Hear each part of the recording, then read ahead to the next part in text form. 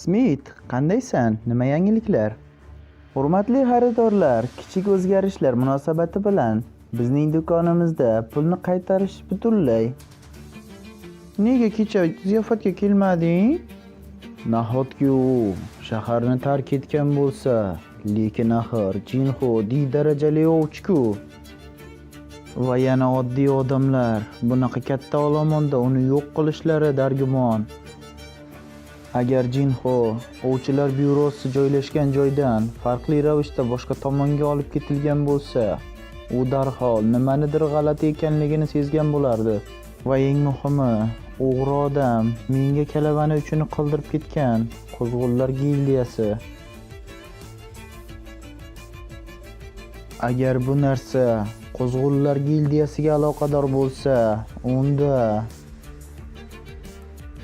bu Hwang Dong-sokni kichik ukasi Hwang Dong-sudan boshqa odam emas.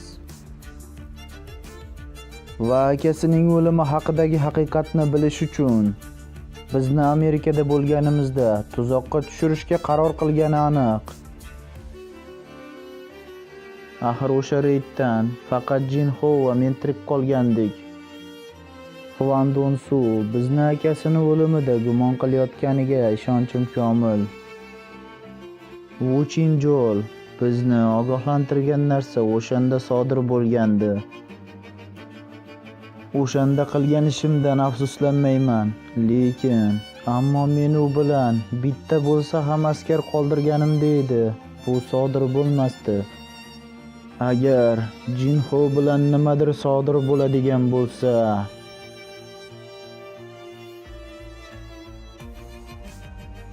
uni haliyam topmadinglarmi? yo'q. U nima, hayotdan to'yganmi? Albatta janob Hwang Dong-su ham S darajali ovchi, lekin u ovchi Song Jinwudek bo'lishigacha oy bilan yercha masofa borligini tushunishi kerak. Hwang Dong-su shu yergacha kelgan ekan. Demak, u boshidanoq meni xalaqit berishimni bilgan. Qiziq, o'zim ham so'nggi paytlarda ovchilarga juda yumshoq bo'lib ketdimmikin? Lora, qanday yangiliklar bor? Byurodan olingan ma'lumotlar tufayli men janob Hwangning o'tgan oydagi barcha harakatlarini kuzatishga muvaffaq bo'ldim. Va u o'z jadvalida hech bir joyda qayd etilmagan joyga 3 marta tashrif buyurganga o'xshab ko'rinyapti. Darhol yigitlarimni o'sha yerga yubor. Xo'p, Aytmoqchi, qanday qilib byurodagi odamlarni biz bilan hamkorlik qilishga ishontira olding? men ularga Hwang Dong-sukni iloji boricha tezroq topmasak, tez orada Song Jinwuga duch kelishlari mumkinligini aytdim. Quzg'unlar gildiyasining barcha a'zolari birdaniga harakatga tushishdi. Nima? Hammasimi? Ha, ular hatto reydni ham bekor qilishdi. Hozir barcha ovchilar bir nuqtaga jo'nab ketishdi. Butun Quzg'unlar gildiyasi harakatga tushgan ekan. Demak, ularning ortida Thomas Andrey turibdi. La'nati, ular bizga juda mashaqqatli ishni topshirishdi. Jin ursin, o'zi nimalar bo'lyapti?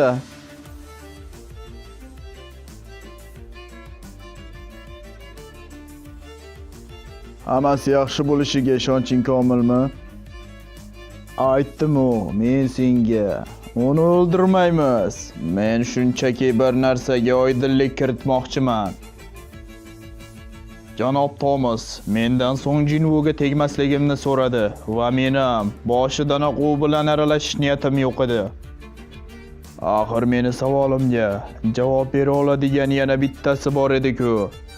Agar u hamma yerni boshiga ko'tarmay zindonga sodir bo'lgan asl haqiqatni gapirsa, men uni darhol qo'yib yuboraman. Menga faqat bir narsa kerak. Men undan faqat Song Jinwu akamni o'ldirganini eshitmoqchiman. U so'zlarimni tasdiqlashi bilan meni Yu Jinho bilan ishlarim tugaydi. Hoy, tur! Uyg'on! Oho, yomon emas, tankni o'zginasi-ya. Uni o'rnida oddiy odam bo'lganda allaqachon o'lgan bo'lardi. Jennerson qanday qilib bu sutak og'zini bunchalik o'jarlik bilan berkitib olgan? Garchi uni jasorati tahsinga sazovor bo'lsa-da, bu ishni kechiktirib bo'lmaydi. Hoy, eshit. Men seni o'ldirmoqchi emasman. Yonimdagi yigit mohir killer. Shuning uchun hatto o'lim yoqasida bo'lganingda ham u seni osongina o'lim bilan qutulishingga yo'l qo'ymaydi. Va men seni og'zingda butun haqiqatni eshitmagunimcha sen dahshatli og'riqlarni boshdan kechirasan. Va yana bir qo'shimcha, bu joy uzoq vaqtdan beri, taxminan 5 yil oldin tashlab ketilgan. Qanchalik qichqirsang ham bu yerda hech kim seni ovozingni eshitmaydi. Xo'sh, endi gapirishga tayyormisan?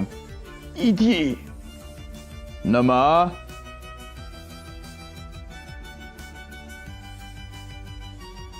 Idi naxuy. Fuck you.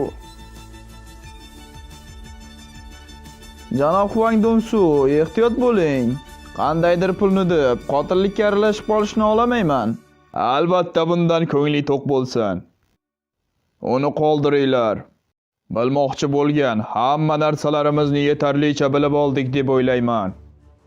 Bu nima deganing? Axir biz endigina boshladik-ku.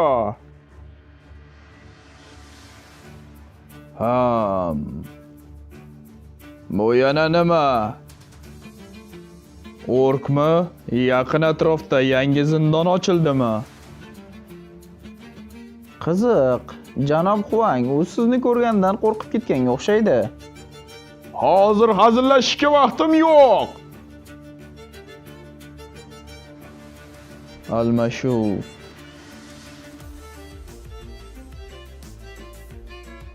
Jinwu bilan hammasi yaxshi bo'ladi deb umid qilaman.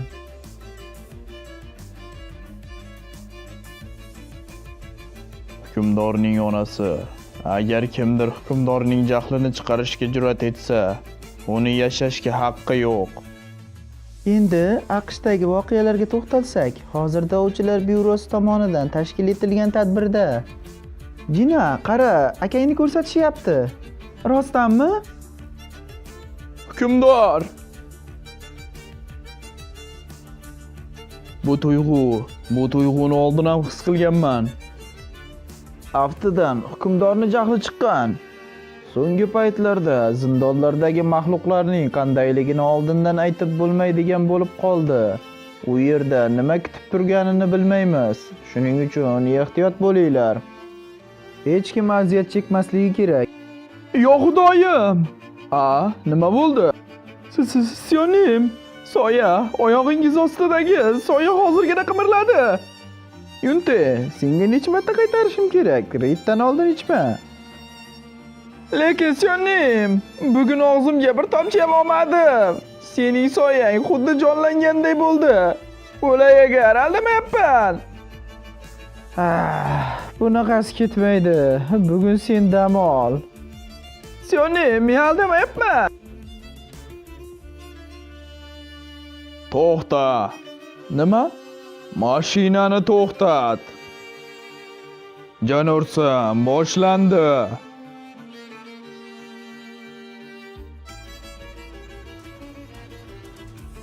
Men oldinga boraman. Meni ortimdan yetib ol. Hop.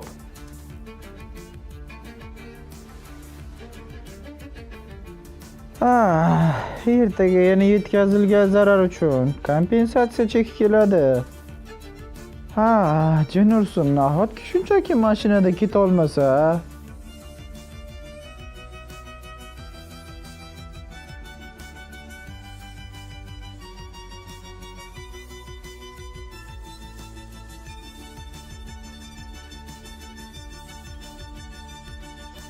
Agar hayot kuchi darajasi 10% dan pastga tushgan bo'lsa, shifobaxsh eliksirning ta'sir kuchi befoyda. Qaysi biring davolovchisan? Hoziroq Jinxoni davolang. Qanday aytsam ekan? Biz umuman seni koreyscha tilingga tushunmaymiz. Bu so'takni davolashni so'rayapti. Mana va nihoyat biz uchrashdik. Ovchi Sung Jinvu. So'nggi marta gapiryapman. Uni hoziroq davolang. Sen oldin bo'ston ruxsat so'ra, keyin meni oldimga kel.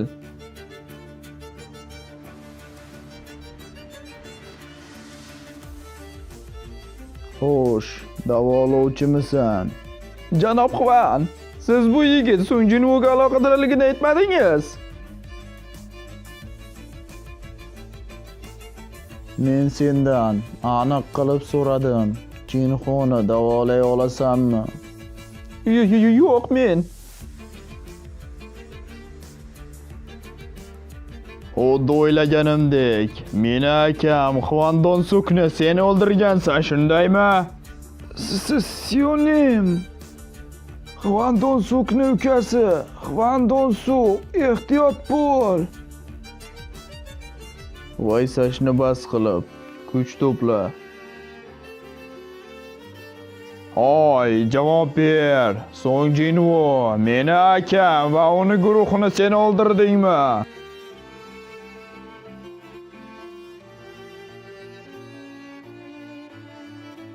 Buni borib, uni o'zidan so'ra.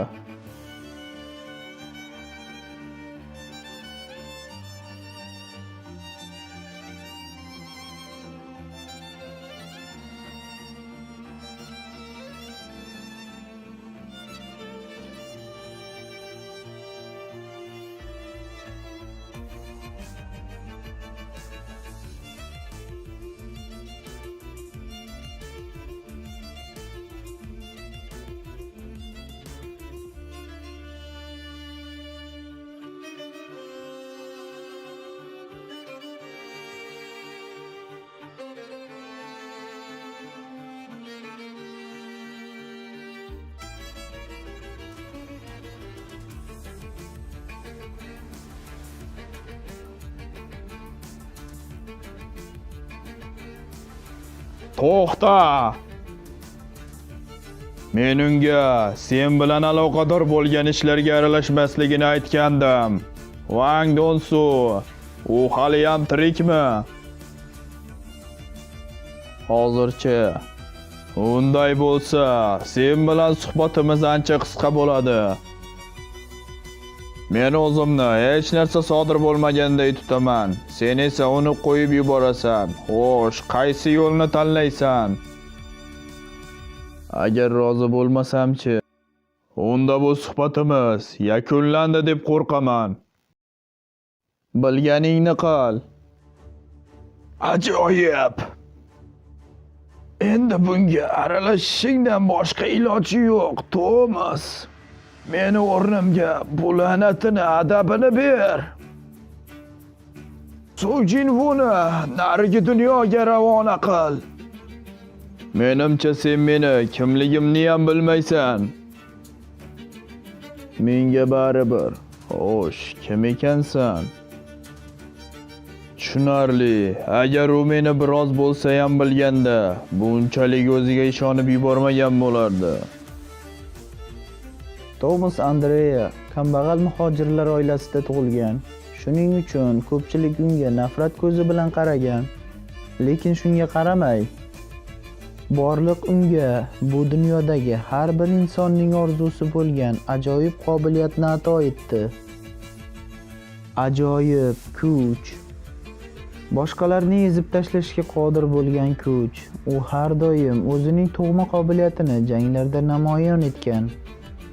Shunday qilib, u raqibiga qarab, uning kuchi qanday o'zgarganini juda yaxshi ko'ra oladi. Kuch, qudrat, shafqatsizlik. U xuddi butun dunyo qudratiga ega qirol kabi odamlar ustidan hukmronlik qiladi. Va dunyoda butunlay boshqa turdagi kuch paydo bo'lganda, u nihoyat o'zini qirol sifatida ko'rsatishga muvaffaq bo'ldi. U uning yo'lida turganlarni hammasini yechib tashladi. Unga nafrat bilan qaraganlar esa uni oldida tiz cho'kib emaklashga majbur bo'ldilar. Tomas Andreya shafqatsizlikning timsoli. va o'z tajribasi tufayli u har doim itoat qilishdan bosh tortganlarni qanday bo'ysundirishni biladi. Buni hammasida o'zingni ahmoqligingni aybla. Mana shu yer. Qani tezroq.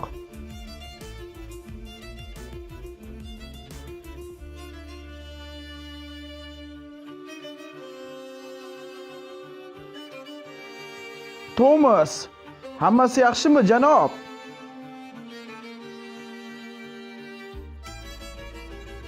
Nega turib oldilaring? Ketdik.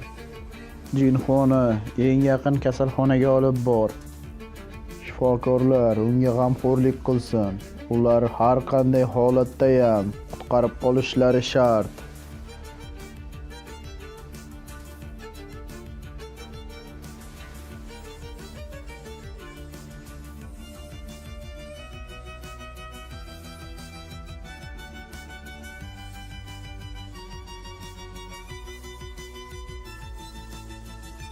Mana shunday ajoyib jangdan boshqa zavqliroq nima bo'lishi mumkin?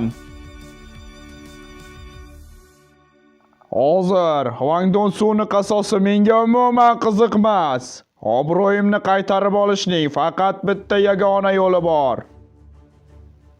U ham bo'lsa, bu mag'rur so'takni o'ldirish. Agar xatoingni tan olsang, senga shafqat qilaman. Fuck. Voy seni mablag'. Men seni oxirgi imkoniyatingdan foydalanmaganing uchun afsuslantiraman.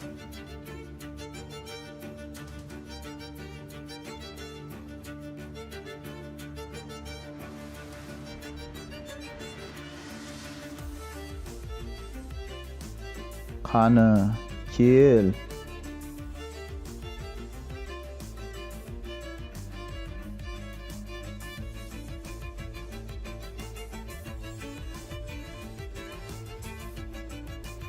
Qalqonlarni ko'taring.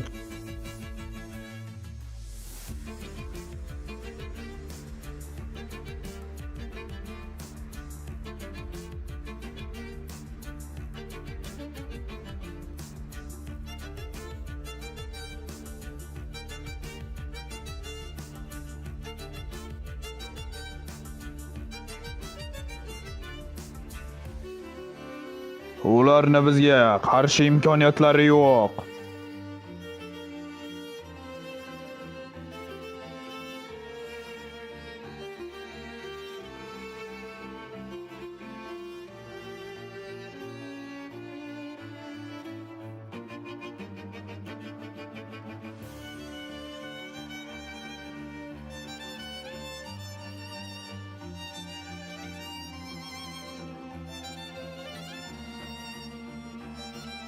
Yo'ldan qoch. Janorsan, qayerga g'oyib bo'lding?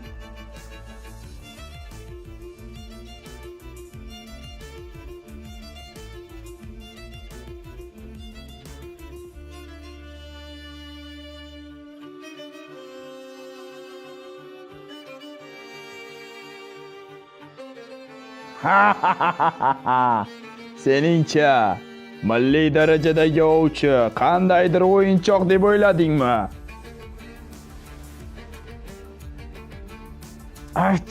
Telekinezmi? Bizni kuchimizni farqi va umidsizlik ta'mini tatib ko'r.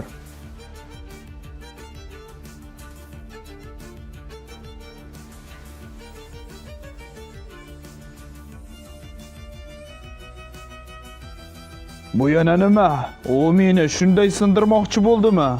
Yo'q, u meni turgan joyimda ushlab qoldi. Ablah, uni o'zimga jalb qilayotgan bo'lsam ham, u hujum qilishdan qochmayapti.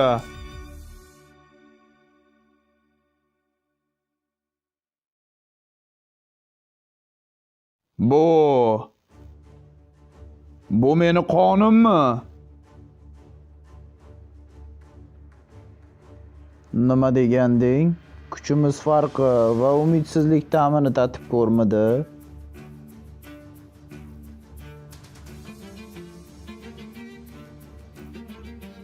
Mayli, haftadan seni kamsitishni bas qilishim kerakka o'xshaydi.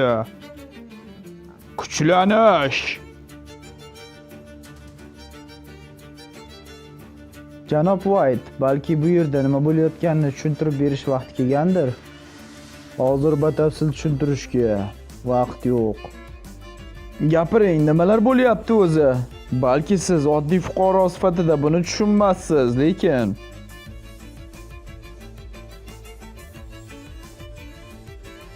shu payt Song Jinwoo o'ylab qoldi. Monarxlarning kuchini o'zlashtirgan 4 ta kimsa bor edi. Katta ehtimol bilan bu Kamish bosqinidan omon qolgan 5 kishidan kimdirlar bo'lishi kerak. Bu esa o'z navbatida 4 ta milliy darajadagi ovchilar ekanini anglatadi. Va Thomas Andre ham bundan mustasno emas.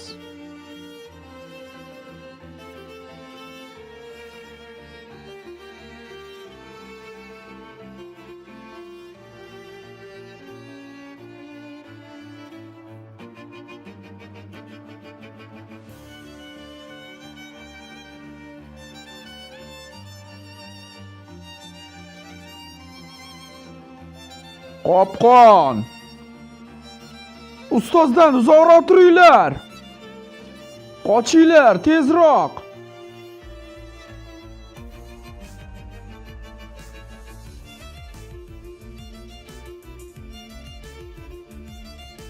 Aql bovar qilmas kuch. Xuddi qora tuynukka o'xshaydi. Agarda menda monarxlarning kuchi bo'lmaganda, meni allaqachon yutib yuborgan bo'lardi.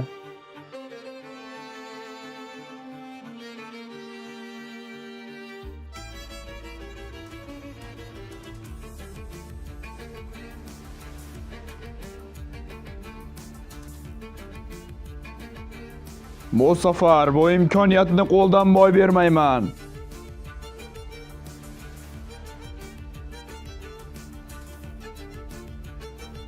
Yaralanganlarni bu yerdan tezroq olib ketinglar. Biz janobdan imkon qadar uzoqroq bo'lishimiz kerak.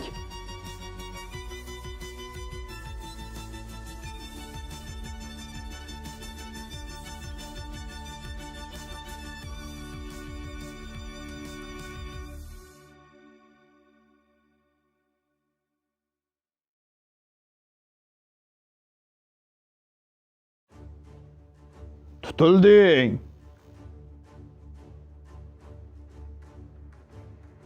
Hukmdorning teginishi mahorati faollashtirildi.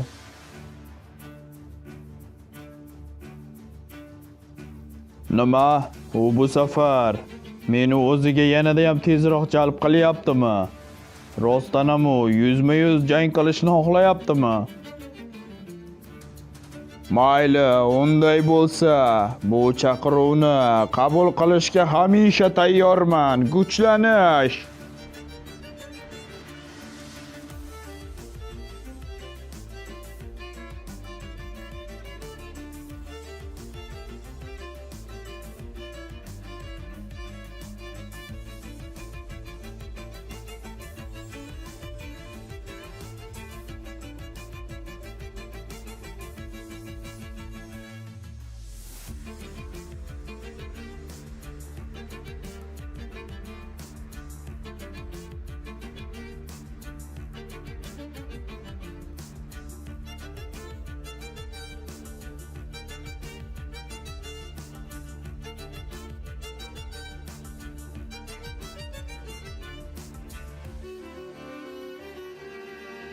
Xudoyim, qanaqangi kuch?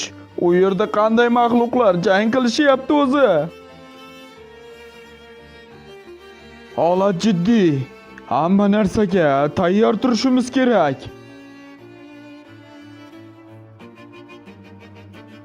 Bu yana nimasi? Agar ko'zlarim aldamayotgan bo'lsa, ha, bu janob Thomas Andre edi. Janob White, nima qilamiz? Nima, ularni tezda to'xtatish kerak. To'xtatish deysizmi? Ularni-ya? Axir u yerda ovchi Sujinvo kimsan? Tomas Andreyni uryapti. Qanday qilib? Asosiy kuchi sehr bo'lgan ovchi tezlik va jismoniy kuchini bunday rivojlantira oldi. Nahotki men unga yutqazsam? Yo'q, bu imkonsiz. Buni qabul qilib bo'lmaydi. Mening qudratimning asosiy dalili bu raqibimdan ustun bo'lgan buzg'unchi kuchdir. Men Tomas Andreyman. Seningcha bunaqa kuchsiz zarbalaring menga qandaydir ta'sir qila oladi deb o'ylayapsanmi? Men allaqachon aytdim. Meni kimliging qiziqtirmaydi. Ovchi Sujinvo, bas qiling. Iltimos, to'xtang.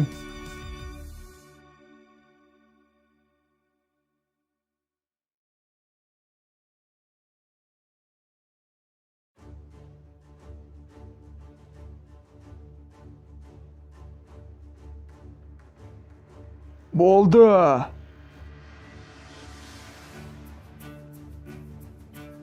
Men yutqazdim.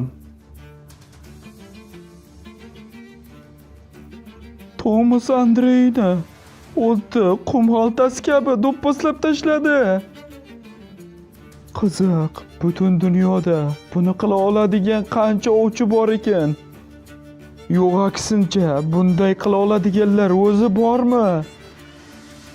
Agar bu jamoatchilikka ma'lum bo'lsa, dunyo ostin-ustun bo'ladi. Tezroq uni davolanglar. Uni hamma suyaklari singan va kuchli qon ketyapti.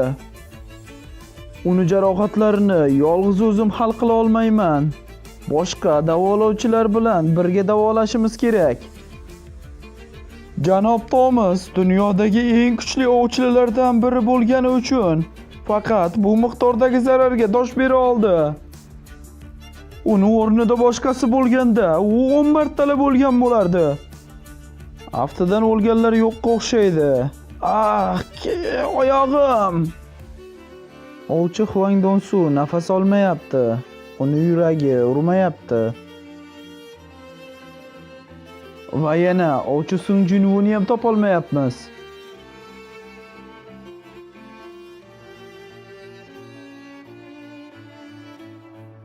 Men Ber bilan soya almashinuvini ishlatdim.